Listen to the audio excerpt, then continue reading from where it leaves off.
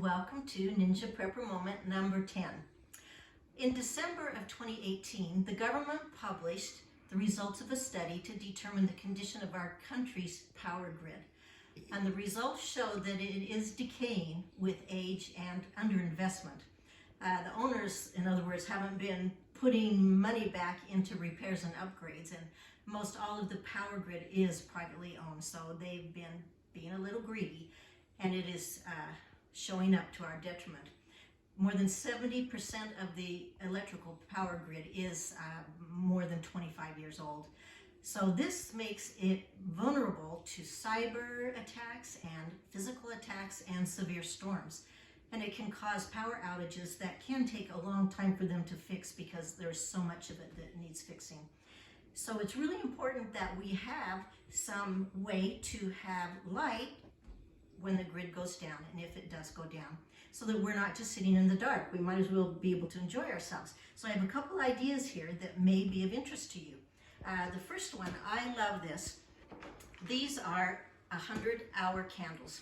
You notice on mine they say 115-hour candles, but that is the result of inflation. So they are now 100-hour candles, but they are great. I love them. They're just compact, and they come so that they are very safe. If you tip over, they don't spill. They're made of paraffin, pure paraffin, and a couple other blends that make them so they don't smoke and they don't smell, and they're safe to have indoors. It's really important. And you can get these little canisters that go around them, and that's great with children, so they aren't quite as likely to want to touch it and get burned or put things in the fire as kids do.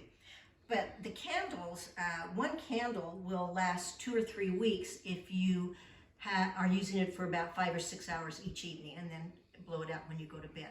So they last a really long time, and they have indefinite storage. It's better if you don't store them below 32 degrees. They kind of firm up, but they'll melt as you get warm again. They produce up to about 7 lumens. And I put right here the price of them and a couple sources for you to go to, so you can just look at that at your leisure and see if there's anything you'd like that you're interested in. But let me show you how they work. So you just light them. And then, like I say, you purchase them like this, but you get these also online if you need to. Just get 1 or 2, and then you put that on, and it has that added protection for kids, or looks a little bit better. So I love those. Other thing that is one of my favorite lights, and a lot of you probably know about these already, but it is called the Lucy light, and it is a solar light. You set it outside, and the sun will charge it. They come like this, and then you just blow them up. They're waterproof, and one will, once it's charged, it will give you about 12 to 14 hours of light, and it takes in the sun, sitting in the sun, about 14 hours to recharge it. They also come with an electrical cord that you can plug in, and it will charge it in 2 or 3 hours. This is called the Outdoor 2.0. That's one of the lower priced ones. And this one actually comes where you can charge your phone, which comes in very handy.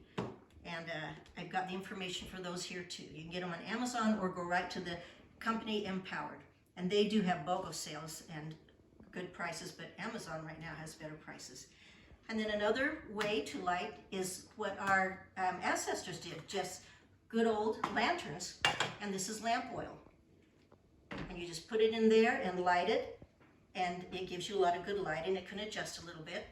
But this really is just a lot like this, but this is just a little bit more modern, and I love the way that they are so safe and compact, easily carried. So, and a great price. And then, of course, we have good old candles. They're always good to have around when you need them in emergency. And really the best, cheapest way to get candles is to go to the Desert Industries or another thrift shop.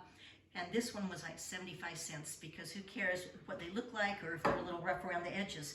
And that's a great way to get us a collection of candles for emergency also. So hopefully this will give you some ideas on what you can get to add to your emergency prep in your home, so that your family will still be relaxed, and if the power goes out, and you can play games and read and be able to see what you need to accomplish still each day. Bye-bye.